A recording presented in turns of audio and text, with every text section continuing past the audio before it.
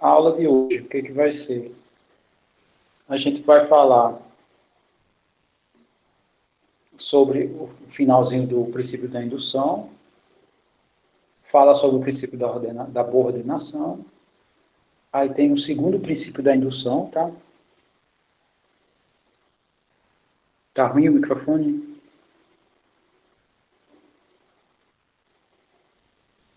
É porque a captação aqui está bem alta, né? Eu vejo o gráfico da captação.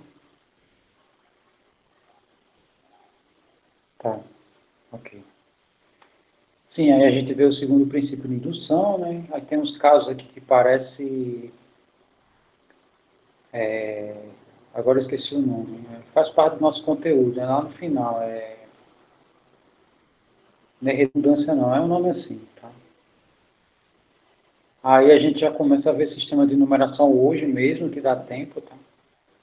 E trabalha essa parte de aritmética que é bem curtinha. Aí amanhã, acho que conversão de base pode ser que dê hoje ainda, né? Mas tá, vamos supor que amanhã a gente fala de conversão e representação computacional e acaba, tá? Então a gente está bem perto de terminar, tá?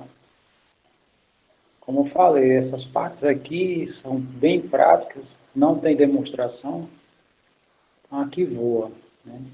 Mesmo eu falando lento, mas a coisa voa. Então, provavelmente hoje a gente já vai para essas operações aritméticas com números e outra base, tá? Esse primeiro exemplo aqui que a gente vai ver uma divisão com números na base 6. Bom, aí provavelmente o sábado fica só exercício, tá? E eu vou ver se eu faço um trabalhinho curto para vocês para fazer no fim de semana, provavelmente no próprio sábado. Dessas aulas da gente, eu já resolvo os exercícios e tiro um horário, e ponho um horário lá no cigarro para vocês resolverem os exercícios, sei lá, 1 hora só, já é suficiente, né? Vou fazer questões que em 1 hora vocês consigam resolver. E segunda-feira a gente faz a prova, tá? Então, tá bem... E com a aula antecipada, uma coisa que pode acontecer é o seguinte, talvez na sexta a gente já comece a resolver exercícios, tá? Tudo bem, então vamos aqui para... Bom, vamos fazer aqui esse caso de indução aqui, tá? Que no caso é o 2n maior ou igual que n mais 1, tá? Que, como eu falei, são os 3 casos possíveis, né, que eu vou passar para vocês sobre o princípio da indução. É isso, exatamente. Isso, né? Não sei se é Sasuke ou Sazuki, né? Ele está perguntando se o fim de semana é overdose, né? Overdose para avaliação da segunda. Ah, esse aqui é Naruto, hein? Ah, tá. Muito bem, então vamos fazer essa demonstração aí, tá? Que é no caso para 2n maior do que n mais 1, tá? Então, deixa eu só...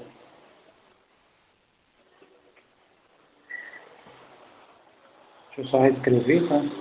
Então, agora a gente vai ter uma fórmula, tá? Que depende do n, e essa fórmula é essa, tá? 2n maior, não sei se é maior ou igual, deixa eu só ver aqui, maior ou igual,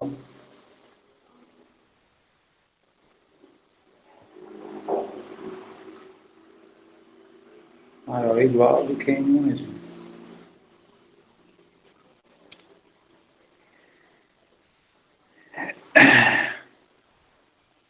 Tá, a primeira coisa que a gente faz no princípio da indução, tá? É procurar o primeiro natural que torna essa fórmula verdadeira, tá? Aí o que a gente vai fazer? Vai fazer o f do 1, tá? Fazendo o f do 1, isso aqui vai ficar 2 vezes 1. Isso aqui vai ser maior ou igual do que 1 mais 1. Tá? Aí o que isso significa? Ficou pequeno, deixa eu... Isso aqui significa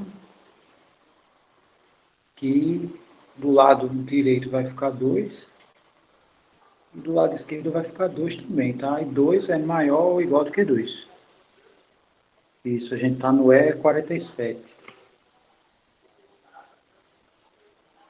É 47, tá? Isso aqui. Ok, então, aqui é verdadeiro, tá? O primeiro passo aqui é verdadeiro. Vamos ver agora o segundo. Então, o primeiro natural que garante a verdade no princípio da indução é o 1, tá? É o nosso M0. Aí, agora, né, a nossa hipótese de indução, eu vou pegar o F do K, tá? Vou supor que isso é verdade, então 2K vai ser maior do que K mais 1, né? Para K pertencente aos naturais. E nós queremos chegar nisso, né? Nós queremos que o F do K, né, implique no F do K mais 1. Tá? Isso é o que a gente vai... Essa é a nossa tarefa aqui nessa nossa demonstração. Vamos só escrever o F do K mais 1, né? Só para ver como é que é a cara dele. O F do K mais 1 é 2 vezes K mais 1 maior ou igual. Aqui é, deixa eu colocar assim, supostamente verdadeiro, tá?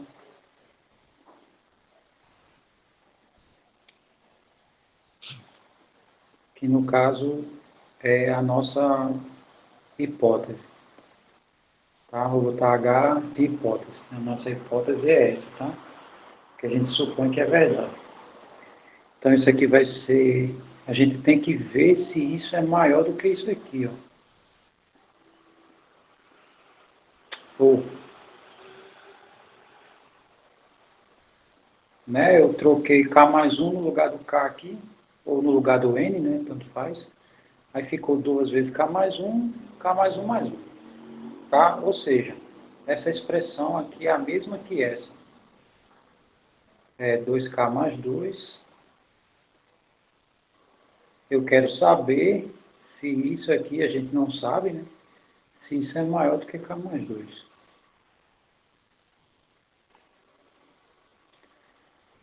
Bom, aí o que a gente tem que fazer para verificar isso, né? Que aqui é onde a gente não sabe, né? Então a gente tem que usar a informação F de K, porque F de K é supostamente verdadeiro. Ok, então vamos pegar aqui o F de K e fazer o seguinte, ó. F de K eu sei que é verdade, né? Então isso aqui é maior ou igual do que isso aqui. Bom, nós sabemos que se eu somo qualquer coisa dos dois lados da desigualdade, nada se altera.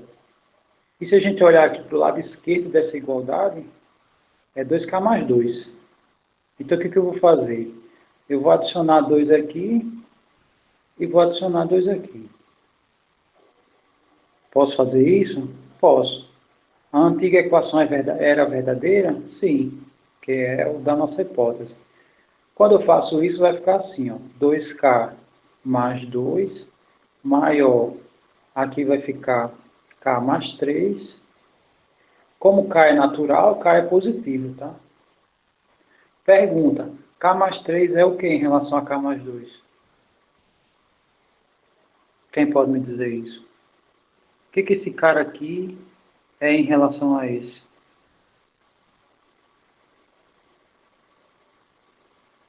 Além disso, aqui a relação que eu quero é ser maior ou ser menor, tá? Ninguém está falando sucessor aqui na maior. Então esse cara aqui é maior. Pergunta, provei ou não? Acabou ou não acabou?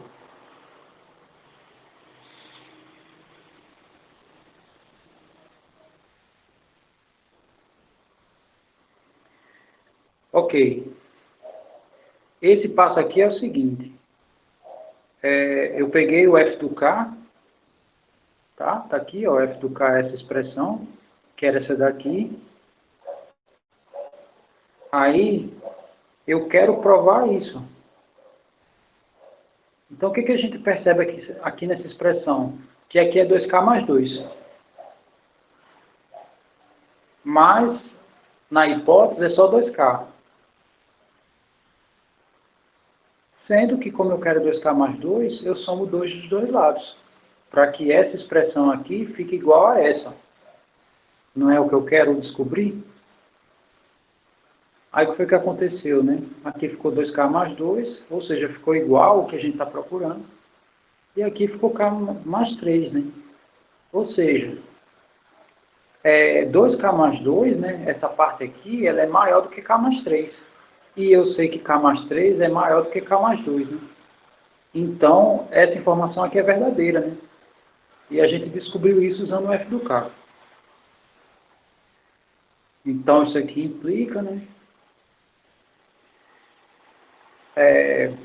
Que 2k mais 2 é maior ou igual, né? Do que k mais 2. Que isso aqui, eu vou escrever assim, tá? É o f do k mais 1.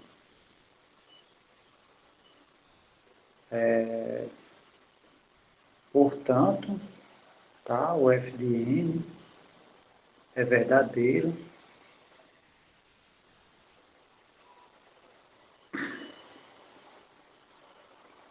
para todo n natural. E fim.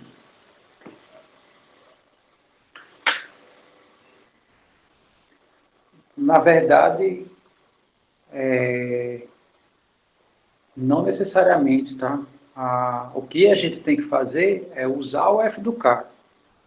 E eu usei o f do k. Eu transformei o f do k numa coisa igual ao f do k mais 1. Tá? Isso que você está perguntando aí é quando a gente usa somas. É quando a gente usa somas, aí a gente tem que aplicar um no outro. Tá? No caso das desigualdades, esse caminho que eu fiz aqui é meio que universal. Todas as vezes que eu coloco, se eu colocar questões para usar a indução usando a desigualdade, esse é o caminho. Nos contextos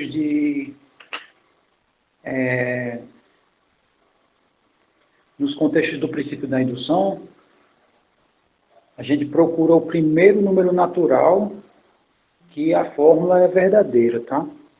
Então, no caso do zero, essa fórmula não é verdade. Então, a partir do 1 que essa fórmula é verdadeira, tá? Então, deixa eu colocar aqui n asterisco, tá?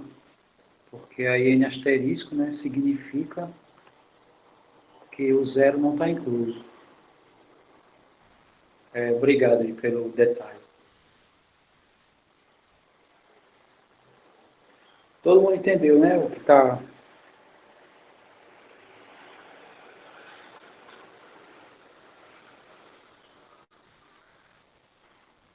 Na verdade, pelo f do k, eu vi que ele é maior do que k mais 3, tá? E k mais 3 é maior do que k mais 2. Então, de fato, ele é maior do que k mais 2, que é o que a gente estava querendo saber.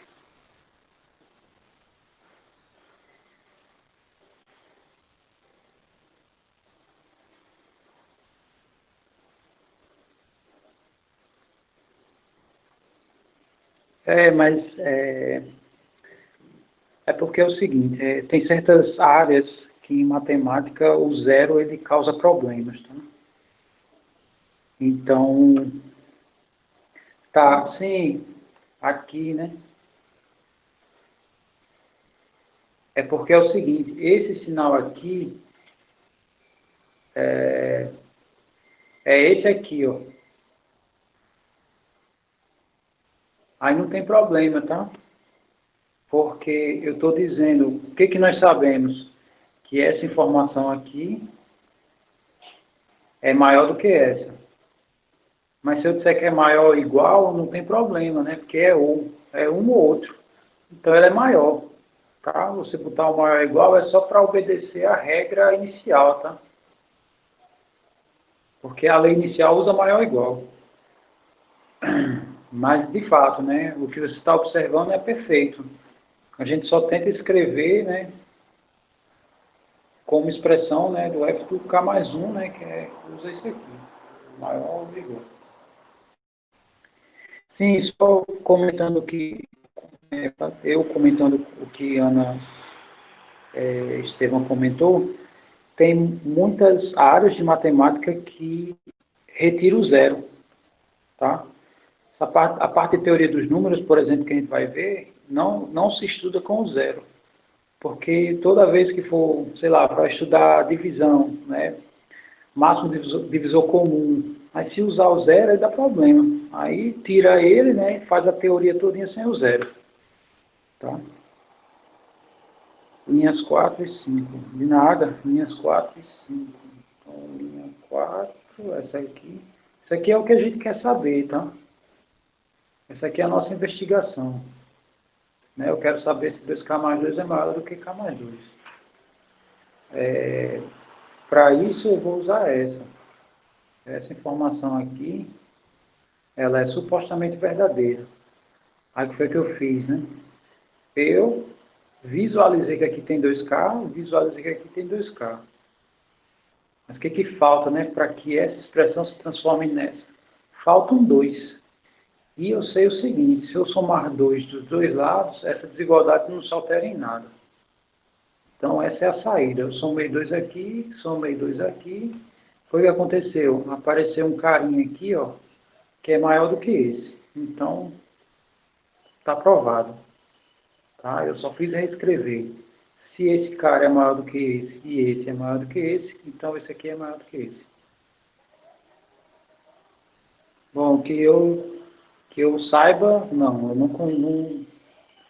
não conheço caminhos, né, que tenha muita diferença disso.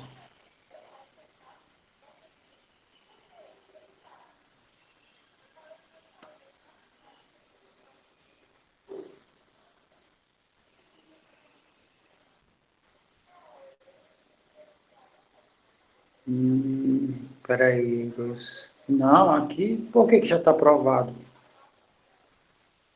Não tem nada garantido aqui, não. Essa linha aqui é uma interrogação, a gente não sabe se isso aqui é verdade. Não, não, não.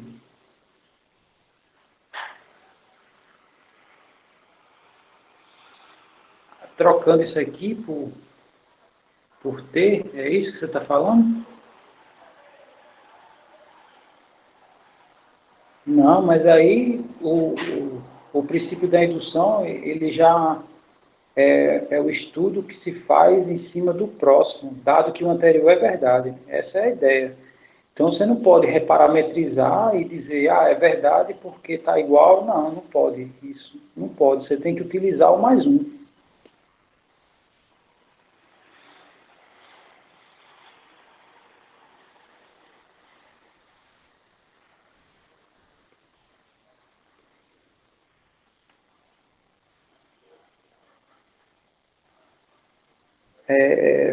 Então a gente pode fazer de duas maneiras, ir da hipótese para a tese e mostrar que a hipótese está na tese. Na verdade, é usar a hipótese e chegar na tese, né, através da hipótese. Foi isso que aconteceu aqui. Tá? Eu usei a hipótese, eu usei informações verdadeiras para transformar minha hipótese e acabei chegando na tese quando eu fiz isso, né, que acabou chegando nessa desigualdade aqui.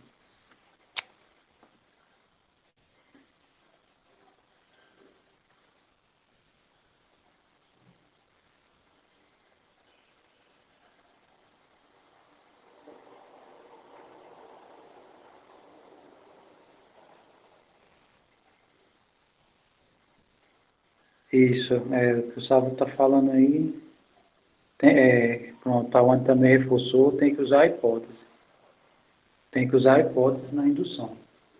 Sendo que aí os casos de uso que são diferentes, tá?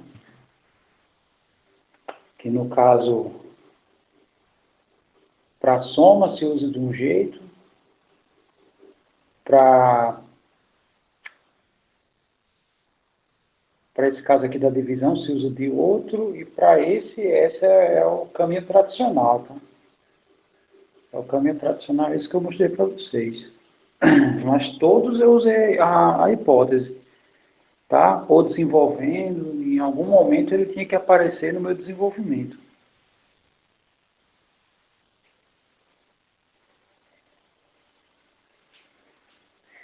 Deixa eu ver, tem um comentário aqui.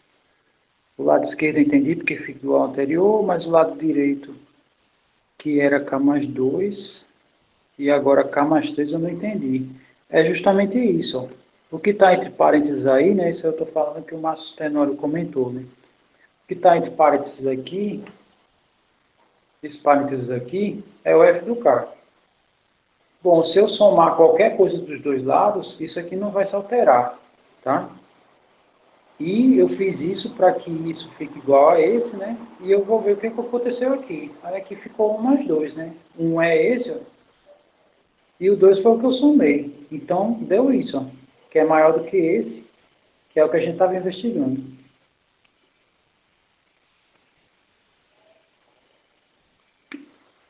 Muito bem. Então, essa é a ideia, tá? Vamos agora passar para o próximo, que o próximo é um caso diferente, tá? É mostrar que o número de diagonais de um polígono convexo é essa fórmula, tá? Aí eu posso fazer o seguinte, se vocês quiserem, eu posso deixar para vocês tentarem e amanhã eu discuto ele. Ou vocês querem que eu discuta agora? Amigavelmente. Agora. Ok. Então é assim. Vocês já printaram aqui a tela?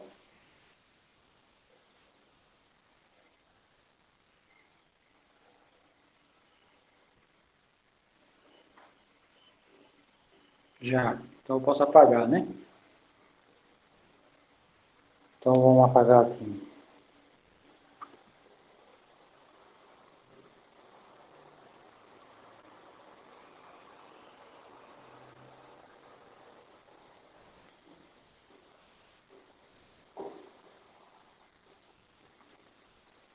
Bom, então primeira coisa, é um polígono convexo, tá? Ele é um polígono, né? Eu vou fazer aqui um polígono convexo. Então esse polígono ele é convexo, tá? Ele é uma figura fechada, que dado dois pontos dentro do polígono, o segmento sempre vai ficar totalmente dentro dele, tá? Um polígono dessa forma aqui, ele não é convexo, tá? Porque existe dois pontos aqui dentro do polígono, onde parte do segmento fica fora. Então a fórmula que a gente usa são para polígonos com esse formato aqui, tá? Essa fórmula que eu vou colocar aqui, tá? As diagonais de um polígono de n lados é n menos 3 sobre 2, tá? Então ele quer que a gente use o princípio da indução para provar isso, tá? Então, deixa eu ver aqui. Eu vou copiar de novo, tá? Então a gente vai ver isso aqui, né? Aqui as diagonais.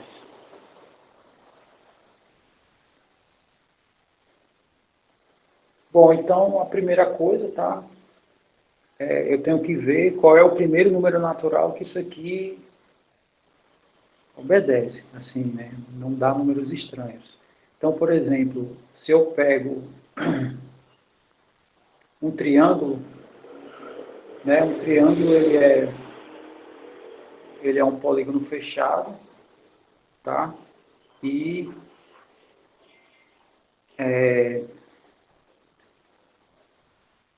aqui não tem nenhuma diagonal, tá? Tem 0 diagonais. E eu não posso fazer polígonos fechados com menos de 3 segmentos, tá? N é o número de segmentos. Então, o primeiro, né, a primeira fórmula que a gente aplica é para o polígono de 3 lados. Então, isso aqui vai ficar 3 menos 3 sobre 2, tá? Isso aqui vai dar 0 diagonais. Aí a gente vai supor, né, que o polígono que tem K diagonais vai ser K vezes K menos 3 sobre 2. E a gente, vamos supor que isso aqui é verdade, né? Isso aqui eu vou botar H, que é a hipótese.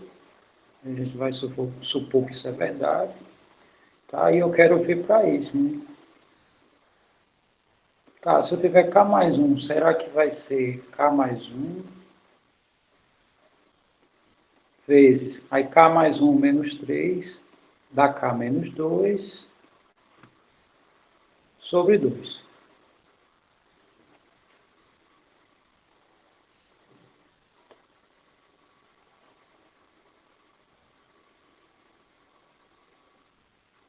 Com menos de 3 não dá para fazer polígono fechado. É um polígono... Sim, Laura perguntou por que começa com triângulo, tá? Porque tem que ser um polígono fechado, né? Para a figura ser fechada, se eu fizer com 2, tá aberta a figura, né? Não está fechado, tem que ser com 3.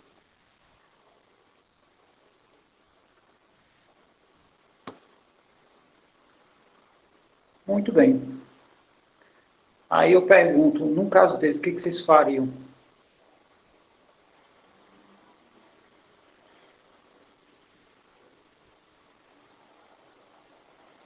Muito bem, é um bom início, tá?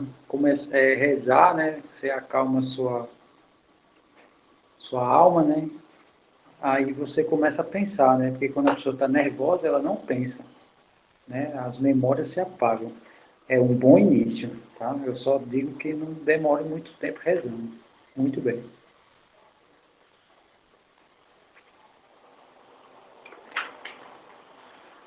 Tá, então a ideia aqui é o seguinte, a gente vai ter que fazer uma observação, o que que acontece quando eu tenho um polígono com K lados e ele aumenta mais um lado.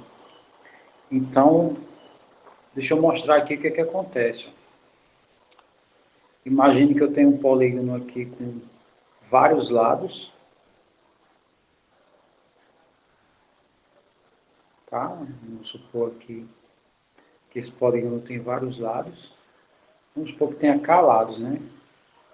Então, esse aqui, sei lá, é o primeiro lado, esse aqui é o segundo, esse é o terceiro lado, esse é o quarto, esse é o quinto, isso aqui vai até o késimo. Aí é o seguinte, vamos ver o que, que acontece quando eu aumento mais um lado. Sendo que eu vou aumentar assim, ó. Eu vou botar um ponto aqui, tá? E esse segmento aqui, ele vai sumir, eu vou transformar esse segmento em 2. Então aqui era 1, né? Deixa eu mudar aqui. Espera aí, vou botar aqui.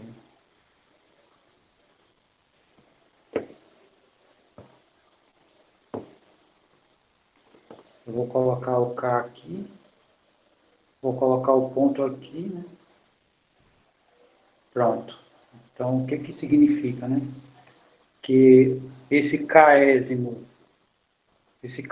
segmento, ele agora virou uma diagonal e apareceu aqui mais 2 segmentos. Então, agora um deles vai ser o K, né? Vai passar a ser o késimo e esse outro aqui vai ser o késimo mais 1. Tá? Esse aqui é o primeiro segmento. Aí a pergunta, né? Quantas diagonais saem desse ponto aqui? Vão sair desse ponto aqui, né? Tenho várias diagonais, né? Por exemplo, daqui para lá é uma diagonal, né? Daqui para cá é outra diagonal e assim vai. Quantas diagonais eu vou ter? Novas diagonais eu vou ter com esse ponto. Então, essa é a ideia que a gente vai usar para desenvolver aqui a nossa fórmula, tá? Então, vamos só escrever aqui, ó. O que vai acontecer quando com esse fato aqui de eu ter inserido mais um ponto? Eu tinha K vezes K menos 3 sobre duas diagonais. Aí aumentou mais uma. Por que mais uma? Porque um lado virou diagonal, tá? A partir do momento que isso aqui acontece. E com esses dois pontos aqui, esse pontinho aqui não forma diagonal, e sim com os demais. Ou seja, aqui eu vou ter, deixa eu só ver, aqui eu tenho 3 pontos e 3 lados. O número de lados é igual ao número de pontos, né? Então aqui eu tenho 4 pontos e 4 lados. Se aqui eu tenho K mais um lados, eu vou ter K mais um pontos. Então, eu tenho K mais um pontos, no caso vai ser K mais um segmentos, menos esses dois aqui, né? Esse ponto com esse selado não é diagonal. E aqui também, com os demais forma diagonal. Então aqui é menos 2. Né? É K mais um menos 2. Então no caso vai ser K menos 1. Né? K menos 1 diagonais. Tá? Só observando, ó, aqui... Não, tá errado isso, né?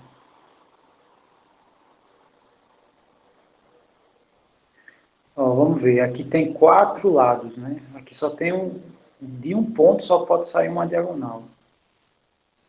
Se for 5 lados, desse ponto aqui, só sai 2 diagonais, né? Então, no caso aqui é 4, só sai 1, né? 4 menos 3. E aqui tem 5, só sai 2, é 5 menos 3. Tá? Então, eu tenho K mais 1 pontos.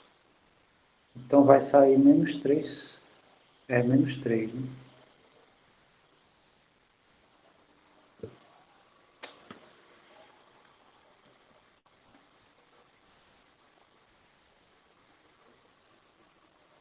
Então, aqui vai ser menos 3. Então, deixa eu riscar aqui, é menos 3. Então, vai ficar K menos 2.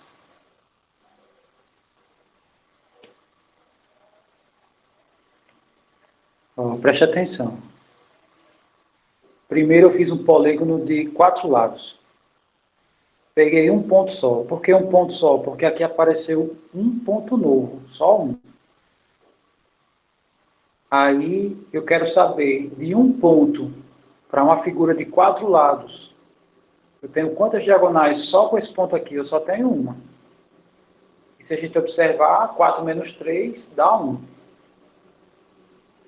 Aí peguei agora um de 5 lados. Quantas diagonais eu posso gerar só com esse ponto aqui? Eu só posso gerar 2. E esse número 2 é 5 menos 3, tá? São 2 diagonais. Aqui é só uma diagonal, tá? Ou seja, esse ponto aqui, com esse ponto, eu tenho K mais 1 pontos. E eu subtraio por 3 para saber quantas diagonais eu formo. Ou seja, eu formo K mais, menos 2 diagonais. Então, tem mais uma diagonal que é essa, que está bem escura. Mais K menos 2 diagonais, que é quantas diagonais esse ponto pode me gerar.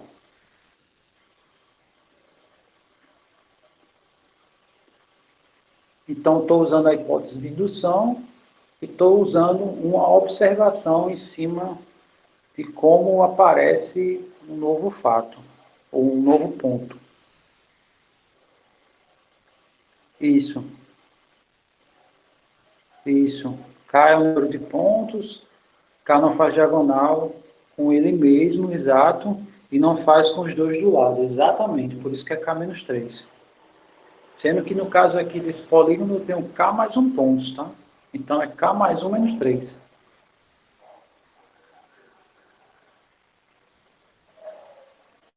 Muito bem, aí vamos fazer essa conta aqui, tá?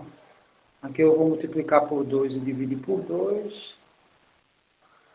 Aqui eu vou multiplicar por 2 e vou dividir por 2. Por que isso, né? Porque aqui tem 2.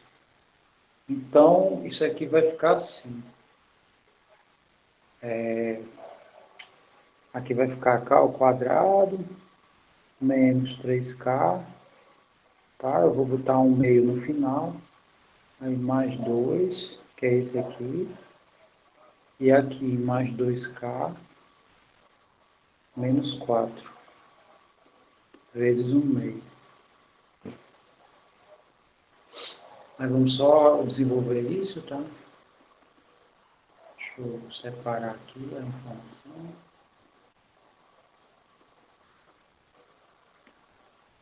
Deixa eu separar aqui.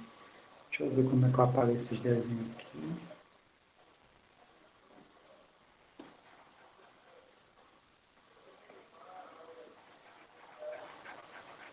Caramba, essa borracha é muito lenta.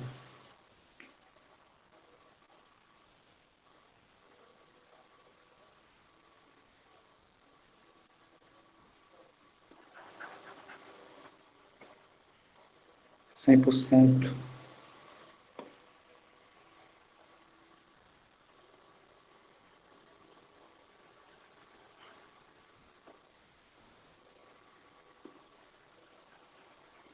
Mas mesmo assim é porque ela vai apagando aos poucos.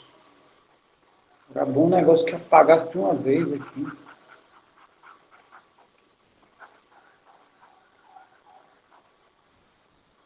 Será que está em 10%? Tá não, está em 100. Ah, o tamanho dela aqui. Aí, é assim mesmo.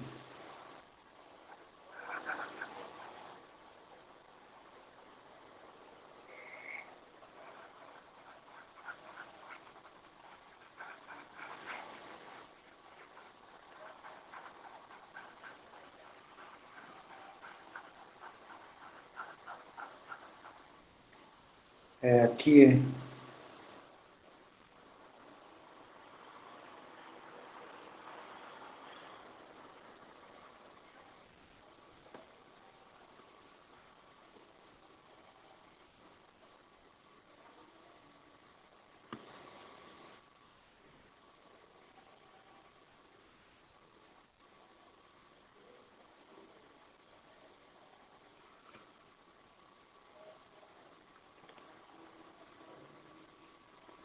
Espera aí que ele deu um delay aqui, tá? Eu já parei de apagar e ele ainda está apagando.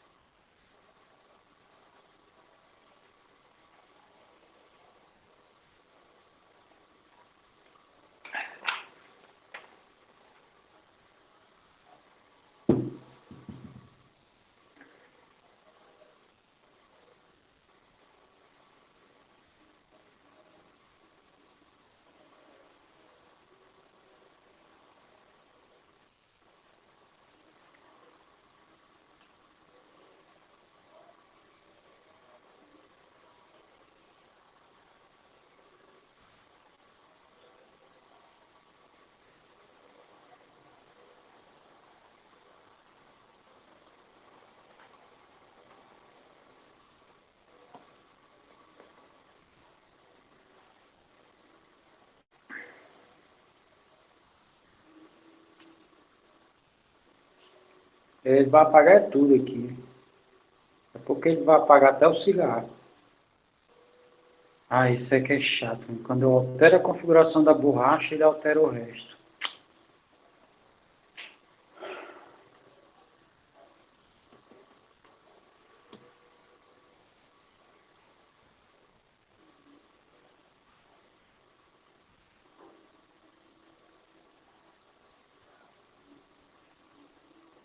Ok.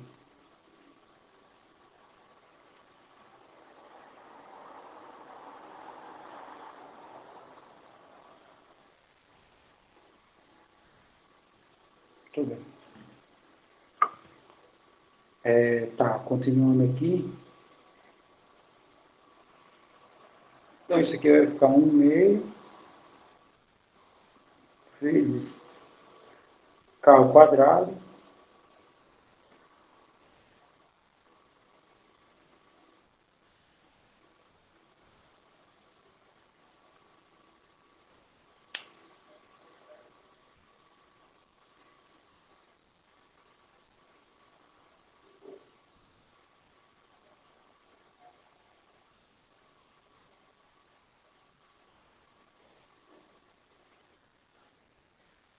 congelou aí?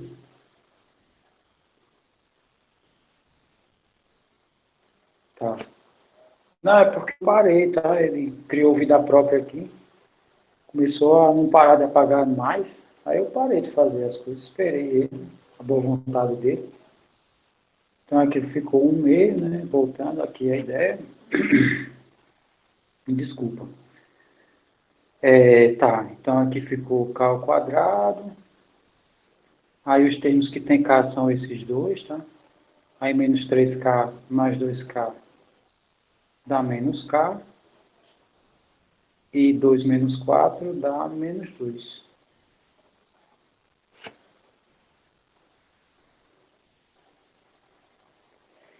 Muito bem.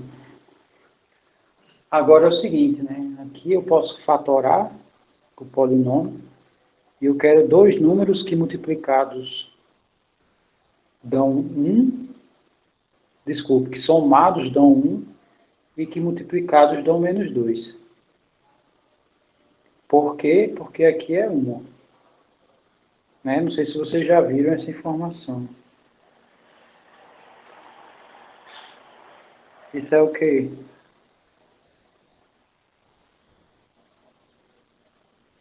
Quinta linha. 1, 2, 3, 4, 5. Isso aqui? Isso aqui era baseado no desenho, tá?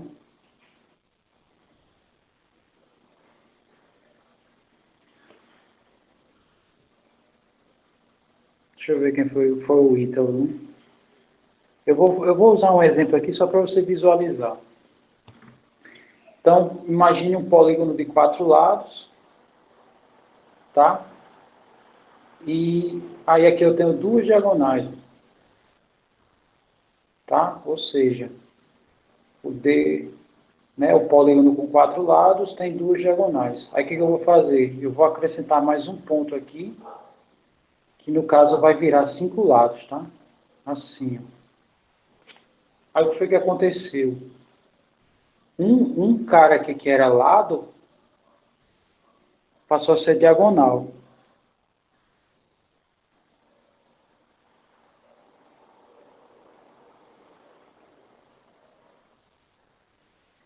Ah, é? Ah, então tá. Então eu uso. Vou usar esse Jamboard. Obrigado. Sim, voltando para cá. Eu tinha antes um polígono de 4 lados e tinha duas diagonais, né?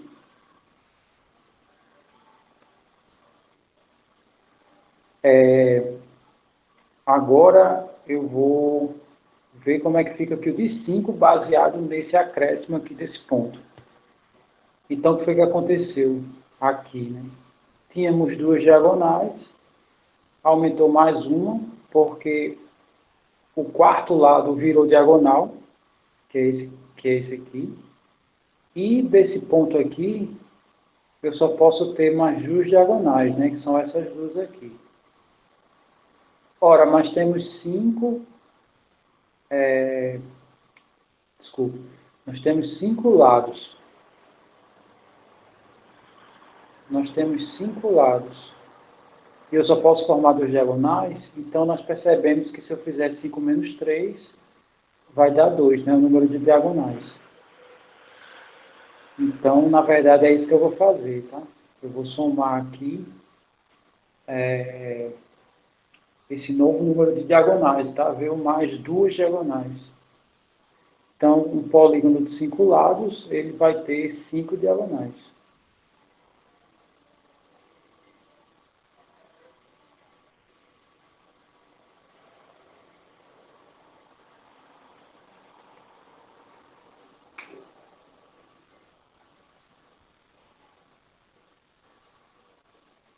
Dá para abrir agora esse negócio aí?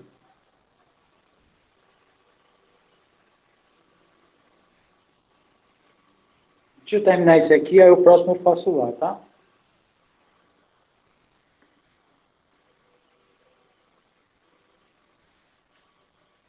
Ok. Bom, então, beleza. Então, o que a gente fez aqui foi isso, tá? Toda vez que a gente acrescenta mais um ponto e forma mais dois lados, vai ser acrescentado mais um lado, tá? Que no caso o ponto fica acima de um lado, então o que era lado vira diagonal, né? Aqui a gente está cortando diagonal, então vai entrar mais uma diagonal. E desse novo ponto aqui vai surgir o número de lados menos 3, tá? Mas o polígono que a gente está estudando tem K mais um lados. Aí se eu subtrair por 3, vai dar um número de novas diagonais que esse ponto pode me dar. Por isso que apareceu esses dois carinhas aqui. Ok. Aí agora, tá, eu tenho essa expressão. E para achar a solução dela, tá, a soma tem que dar 1, né, que tem uma propriedade que diz isso, tá, que é assim. Se eu tenho x ao quadrado menos a soma das raízes mais o produto das raízes, tá? É uma maneira da gente encontrar. Então, aqui, se eu somar 2 com menos 1, né? 2 somados com menos 1 dá 1, positivo. E multiplicado dá menos 2. Então, isso aqui são as duas raízes. Ou seja, isso aqui eu posso escrever assim, 1 meio, x mais 2, desculpa, é x menos a raiz. X menos a raiz, vezes x menos a outra raiz. Mas como aqui é menos, né, então vai ficar mais. Então, x mais 1. E se a gente olhar essa expressão aqui, nada mais é do que o d k mais 1. Ó. K mais 1, aqui é k. Deixa eu fazer de novo. Então, aqui vai ficar k menos a primeira raiz, vezes k menos a segunda raiz. Aí menos com menos fica mais. Pronto, então essa expressão é igual a essa. Aí está provado, tá? Peguei a minha hipótese, né, e coloquei dois fatos sobre o surgimento de um novo vértice.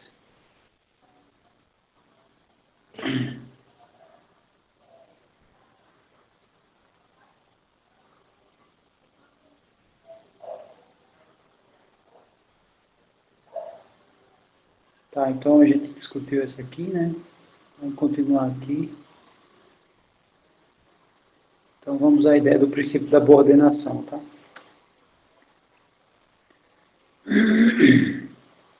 Não, aqui vou olhar essas ferramentas, já que é uma ferramenta nova, tá?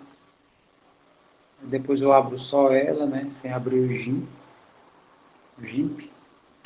Aí talvez seja melhor, tá? Por hora eu vou fazer a discussão aqui pelo que a gente tem aqui. Tá. Então, a gente vai agora para o princípio da boa ordenação, tá?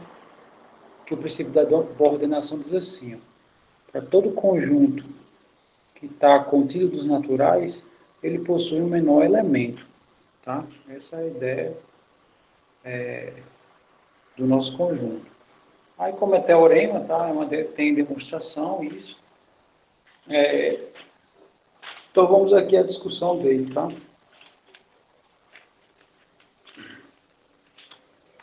Então, deixa eu abrir aqui um editor simples.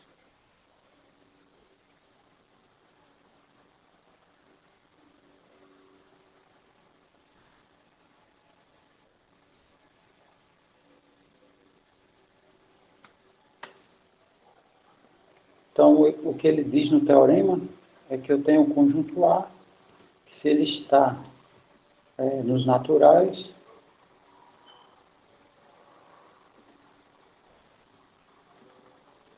então ele possui o menor elemento. Né?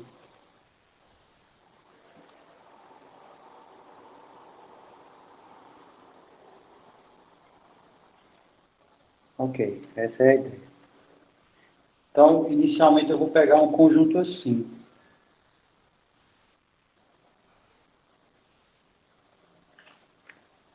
Então, vamos considerar, deixa eu aumentar aqui. Então, vamos considerar um conjunto I, N, escrito da seguinte maneira. Eu vou pegar o conjunto dos P's naturais, tal que 1 é menor ou igual do que P e é menor ou igual do que N. Tá? Então, esse N ele começa do 1 até N. Então, por exemplo, se aqui fosse 3, ele é do 1 ao 3. Né? Só para vocês visualizarem, se fosse I2, não, I2 não, sei lá, I6. Então, isso é o conjunto que vai do 1 até o 6.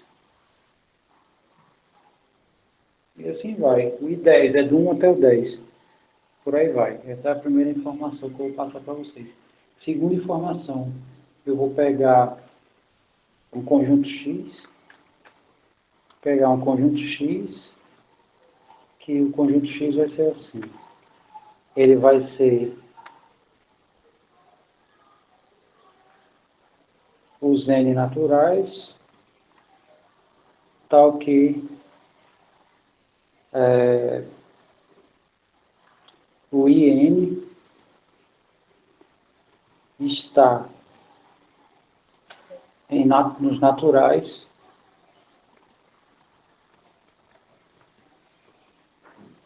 menos no conjunto, certo conjunto A.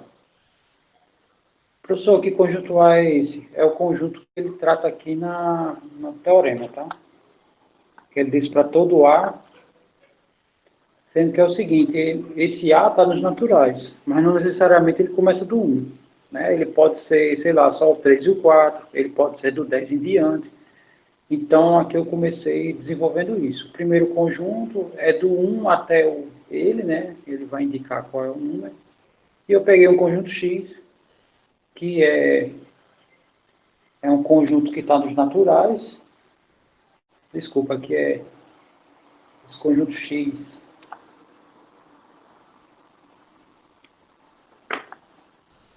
São os elementos desse conjunto aqui de cima, menos A. Tá? Então, isso significa que esse A, ele provavelmente vai começar depois do N. Tá? Porque o X está aqui no IN, né?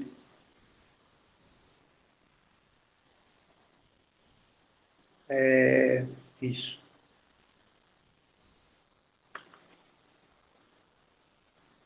Ok. Aí vamos à próxima informação que a gente vai considerar. Ok, aí se o meu N está em X, então o que significa o meu N em relação a A?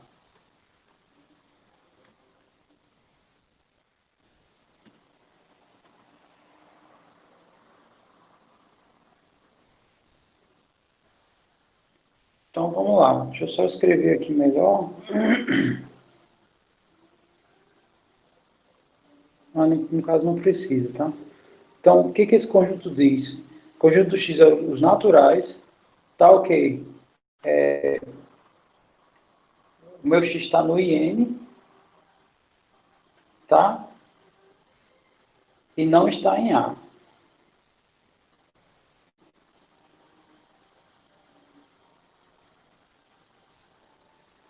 Deixa eu escrever aqui. Vou botar X mesmo. É um X natural. está o que? O x está nesse conjunto aí. Ele está nos conjuntos dos ienes e não está em A.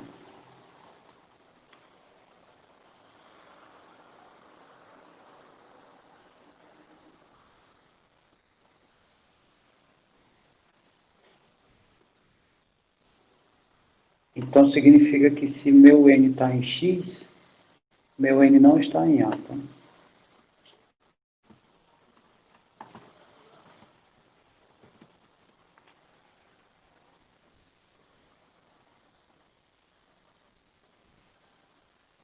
Escrever melhor aqui.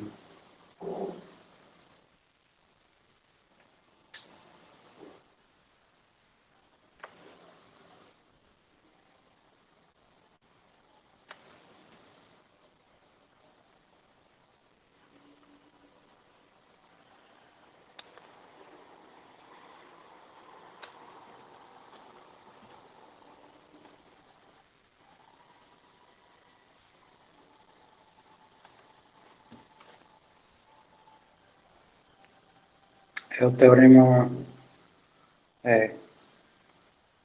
4.17.1.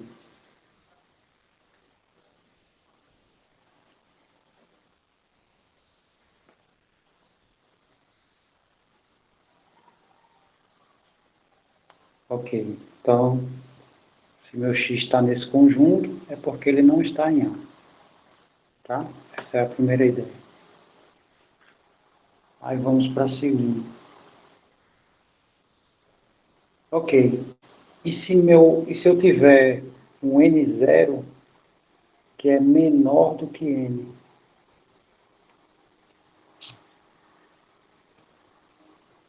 O que significa esse n0 em relação a A?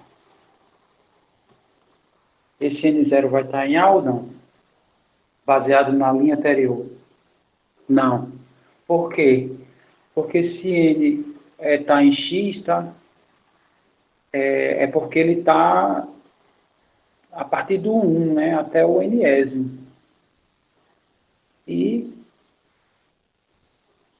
se o n, né, no caso, se o último está em x, qualquer um que vier antes também não está em A, né? Porque o A, então, significa que esse n0 não está em A. Ok. Tá. Aí, primeira hipótese. Se 1 está em A, pertence a A,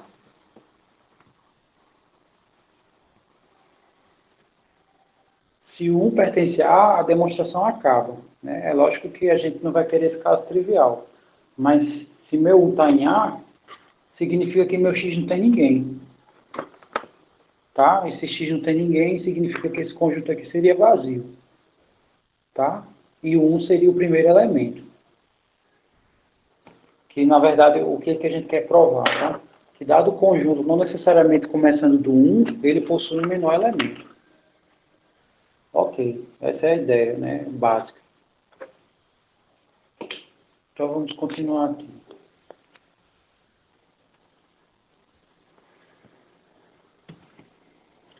Então isso aqui estaria provado. Né?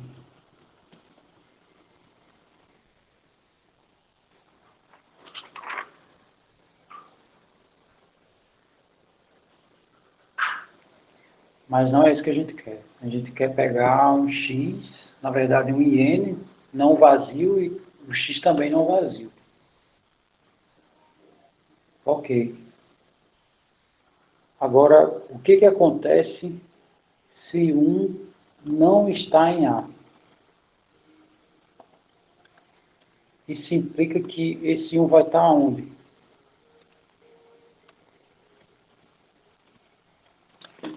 Se 1 não está em A, onde é que ele está? Está em N ou em X, tá? Então, eu vou escrever isso, ele está em X. Ok. Outra coisa, o X, o conjunto X, ele é igual aos naturais?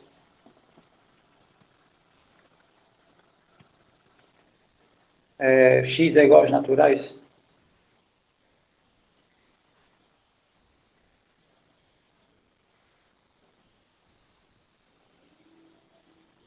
Não é, tá?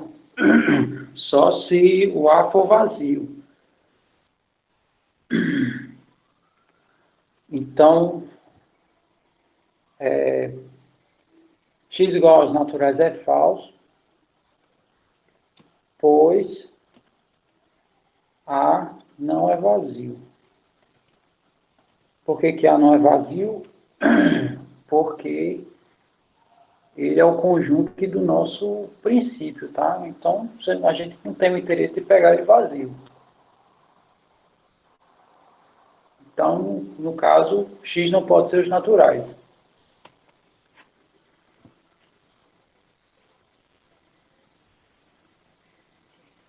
Ok.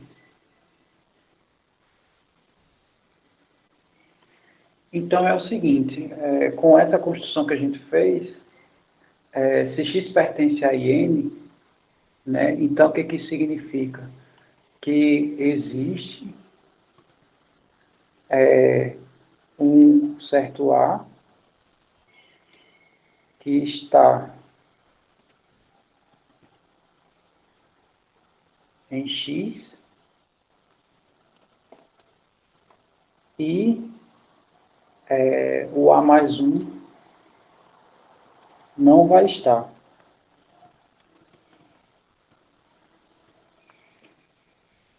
Tá? Por quê?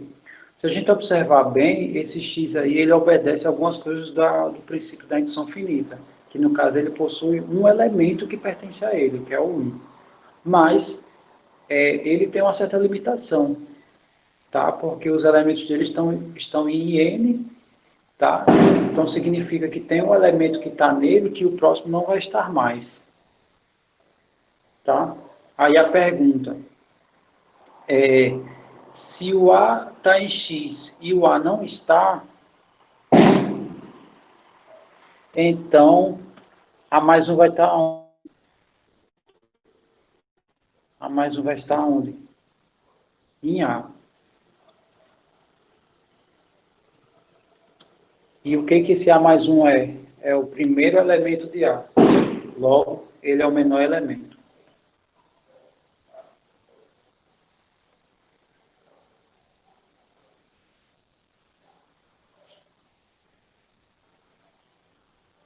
O menor elemento seria o A mais um.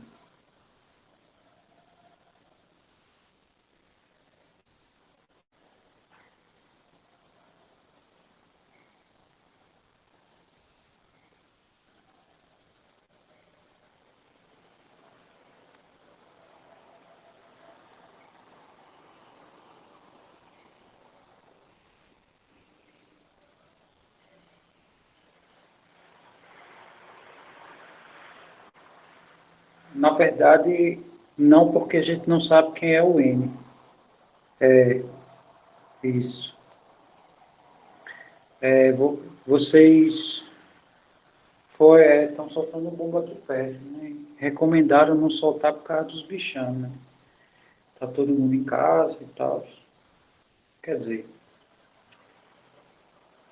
é que os bichão soltam, né? São João.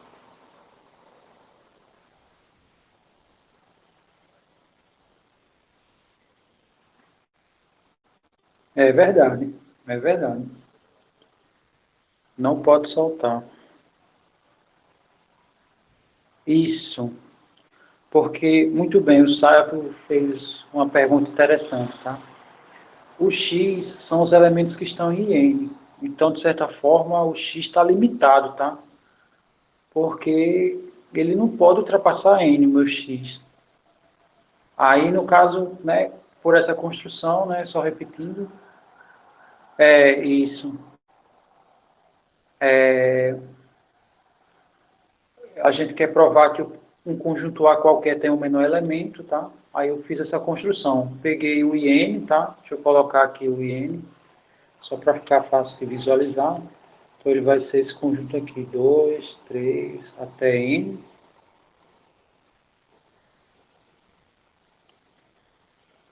Até N. Aí quem é x? São os naturais que estão aqui, né? Meu x pode vir até o 5, tá? E o x não pode, desculpe, os x são naturais que estão aqui e que não estão em A, né? Então eu criei essa partição aí para os dois. No caso, o A pode ir até o infinito, né? O x não, o x ele está limitado. Então, se n está em x, significa que não está em A, né? Que a própria condição do conjunto que eu criei foi essa. E outra coisa, se n está em x e ele não está em A, qualquer cara antes do n também não vai estar em A, né? Então, por exemplo, se esse n aqui está em x, tá? Ele está em n e ele não está em A, né? Então, esse cara aqui não está em A. E os antes dele vão em x e não estão em A. Não estarão em A, né? É o que está dizendo essa linha aqui, ó.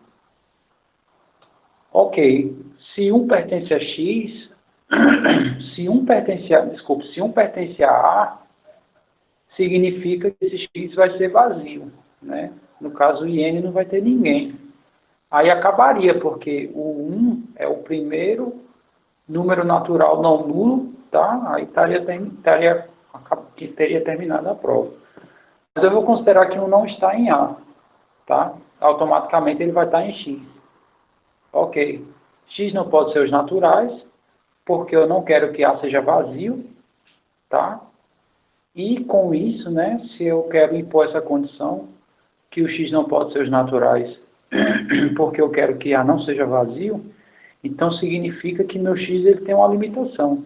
Então tem um elemento A, tá? Aqui eu vou botar entre aspas para não... Existe um A que está em X de tal maneira que o próximo não vai estar. Então ele vai estar em A. E isso seria o primeiro elemento de A. Se é o primeiro elemento e os números naturais estão ordenados, então o A tem esse cara aqui como menor elemento. Tá? Ah, esse cara é o N mais 1? Né? Não sei, né? Eu não sei quem é N. Eu só estou dizendo, né, que vai existir um A, né, no nosso contexto. Provavelmente é o N. De tal maneira que o próximo vai estar em A. Então essa é a ideia da prova que todo conjunto, né, subconjuntos naturais possuem um menor elemento. Essa é a ideia. Aí vem o segundo princípio de indução, tá? Tem aquele primeiro que a gente trabalhou, e agora eu vou apresentar para vocês esse segundo. Que esse segundo é baseado no princípio da boa ordenação.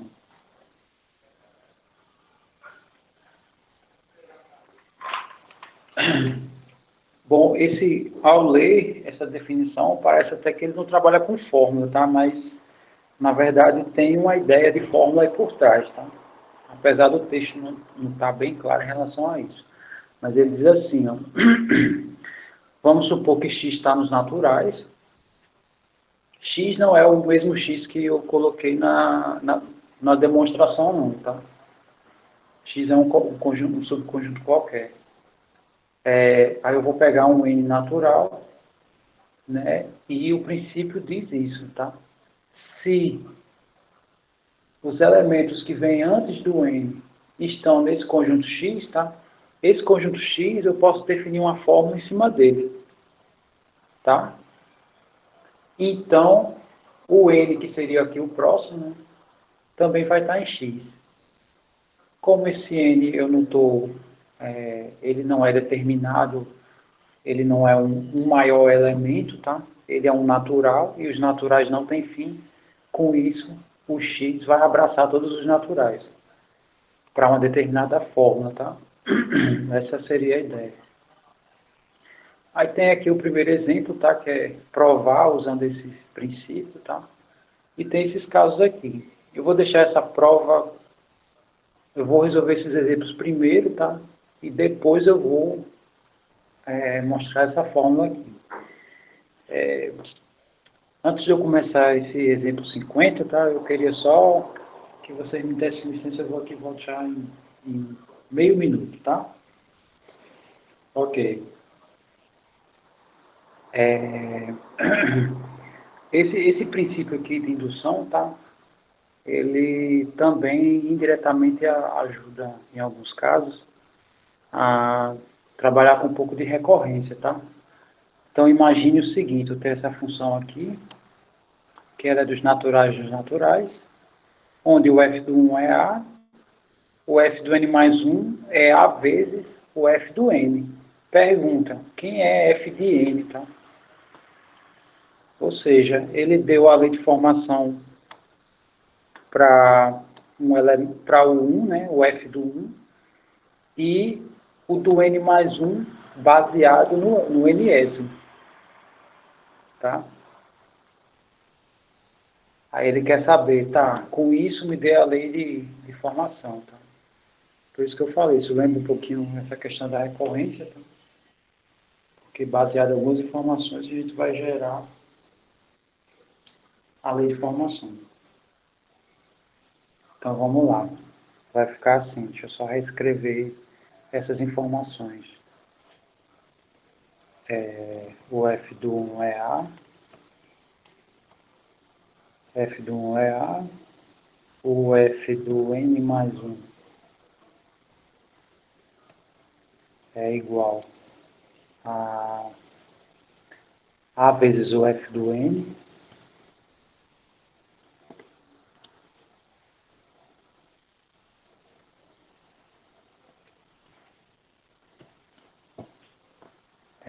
tá. Deixa eu ver o que tem mais. Tá, ele quer saber o f do n. Outra coisa que ele fala, tá, que o A está nos naturais. Isso aqui é o exemplo 50.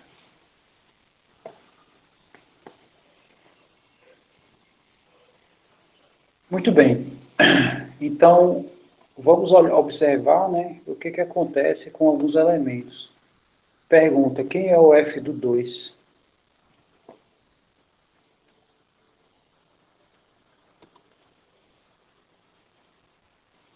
Não sei se vocês observam, mas vai ser o A, muito bem. Vai ser o A vezes o f do 1.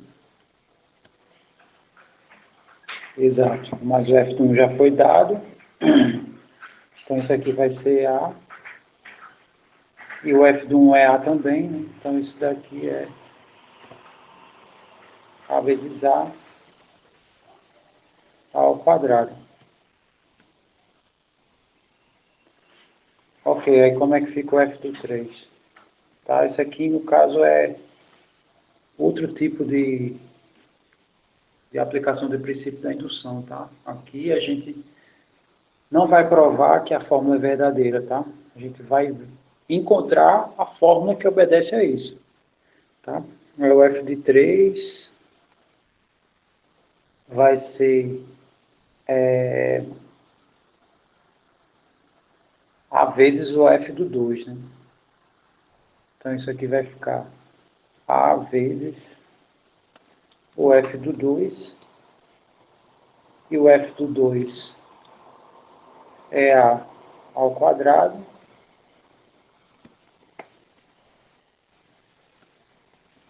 então isso aí vai ser A ao cubo. Muito bem, então já deu para visualizar, né?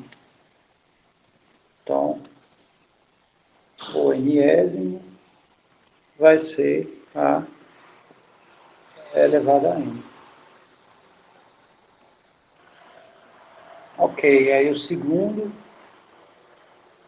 o E51, tá? Vai ficar assim, vamos pegar as informações dele. Deixa eu fechar isso aqui. Né? Pegar as informações dele. O f do 1 é 1, o f do n mais 1 é n mais 1 vezes o f do n. Né? Quem é o f do n? Ali eu chamei φ, tá? Mas eu vou chamar o f também. Ele diz que o f do 1 é 1, e ele diz que o f de n mais 1 é igual a n mais 1 vezes, deixa eu só ver se é o f do n, vezes o f do n, vezes o f do n. Mesma coisa, tá? A gente vai começar a observar o que acontece com os próximos.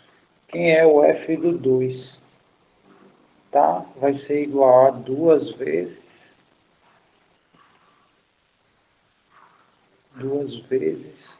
o f do 1. Mas o f do 1 é 1, então isso aqui vai ser 2 vezes 1, que é 2. O próximo, o f do 3, vai ser igual ao próprio 3 vezes o f do 2. Mas o f do 2 é 2, né? Então isso aqui é 6. Tá? Já visualizaram o que isso aqui vai dar? Espera aí, o f do... Não, tá errado aqui.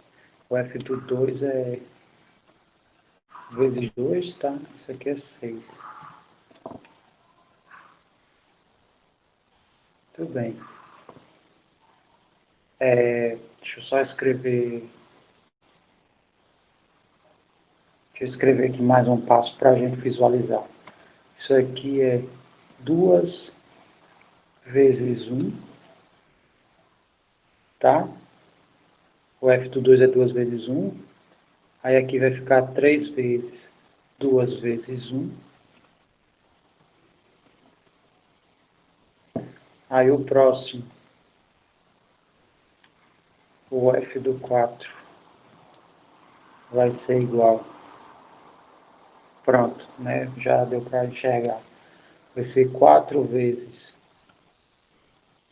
o f do 3, porém o f do 3 é isso aqui, né?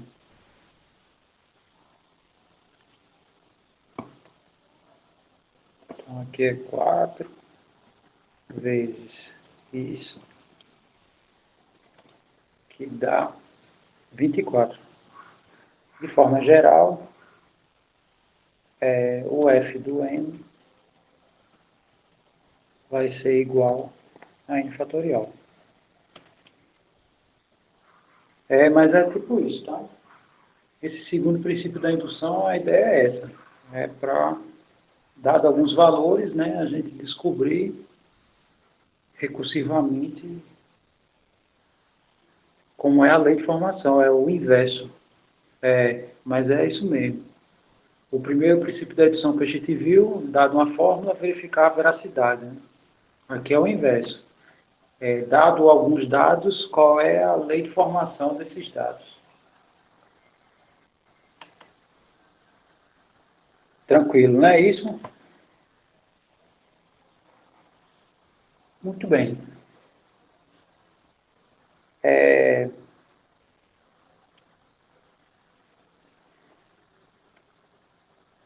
Ok. Então vamos ver se é 52, tá? Como a gente vai até 10h25, tá?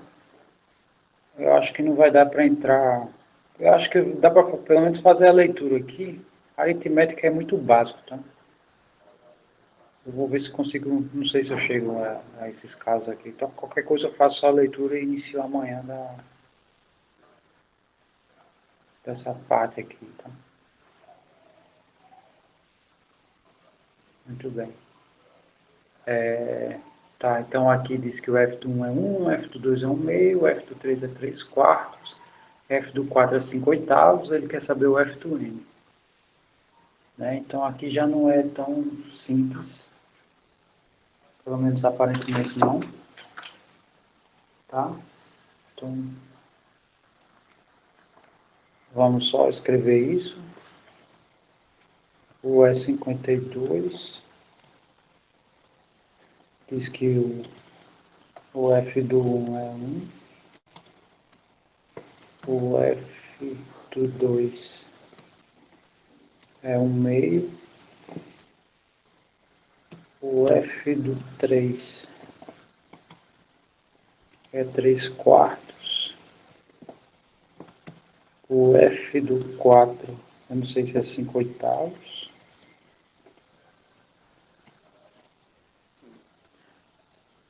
Aí ele quer saber o f de n, né? Deixa eu só conferir se é o f do 4 aqui, que é 3/4. É, isso. Tudo bem, tá, e aí nesse caso, né? Então a gente tem que visualizar alguma informação aí, né, que ele mostra, que a gente não está enxergando. Vamos olhar para os numeradores, tá? Então o que é isso aqui? Isso aqui é 1, o próximo é 3, o próximo é 5, aí o próximo provavelmente vai ser quanto? O f do 5. 7, né? É o que aparenta, né? Isso aqui ser o 7. Ok, se isso acontece, tá? Então, no enésimo, né? Como é que eu gero esses ímpares? Observando que quando aqui é 2, aqui é 1, né? Quando aqui é 3, aqui é 3. Quando aqui é 4, aqui é 5. Quando aqui é 5, né? Aqui vai ser 7. Quando foi n? Foi n. Então, 2k mais 1, né? Vamos botar aqui, 2, no caso n mais 1, foi o que foi sugerido aí, sobre 2 elevado a k, né? Que no caso é 2 elevado a n.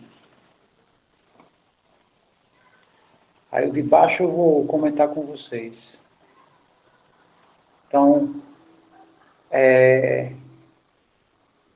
não dá, né? Aqui é assim, não é n não, é n mais 1, menos 1. Por quê, né? Quando aqui for 2, aí 2 menos 1 dá 2, né? Vai ficar 2 no denominador. Quando for 3 aqui no denominador, aí 3 menos 1 dá 2, né? 2 ao quadrado dá 4. Beleza, o de baixo, né, tá tranquilo. Quando for 4 aqui, aí 4 menos 1 dá 3, 2 a terceira dá 8. Beleza. Significa que aqui no quinto, né, vai ser 2 a quarta, né, isso aqui vai ser 16. Então, beleza, já deu para... Esse é 2n ou 2 elevado a n?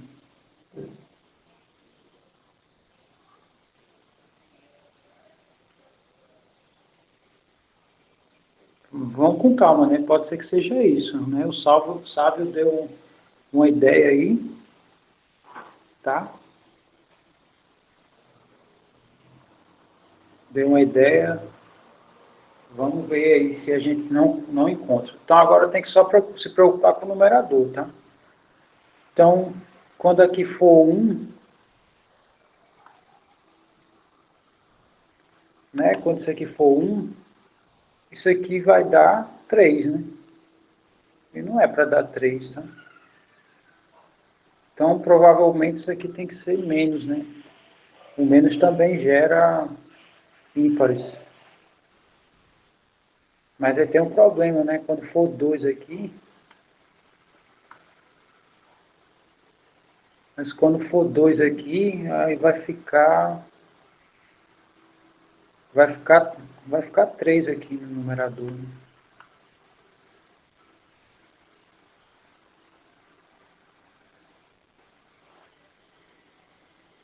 Tá, e quando for 3, né, aqui, aí 3 vezes 2 dá 6, aí menos 1, não dá, né?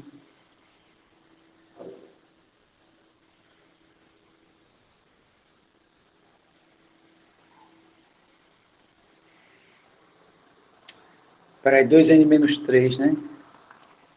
É isso que o Sávio colocou agora, né? O numerador se desenvolver dá 2n menos 3. Então vamos ver se dá certo, tá? Só fica esquisito quando é 1. Só fica esquisito quando é 1, tá? Mas se a gente olhar aqui, ó, vai dar 4 menos 3 dá 1. Quando for 3 dá 6 menos 3 dá 3. Quando for 4, aí 2 vezes 4 dá 8, aí menos 3 dá 5, tá? Quando for 5, aí 2 vezes 5 dá 10, menos 3 dá 7. Quer dizer, a gente achou daqui em diante, tá? Para esse primeiro que está ficando esquisito. Ok, mas é legal essa discussão, tá? Então, né, aqui o meu horário está estourado. Vamos fazer o seguinte, amanhã eu abro a aula com esse exemplo, tá?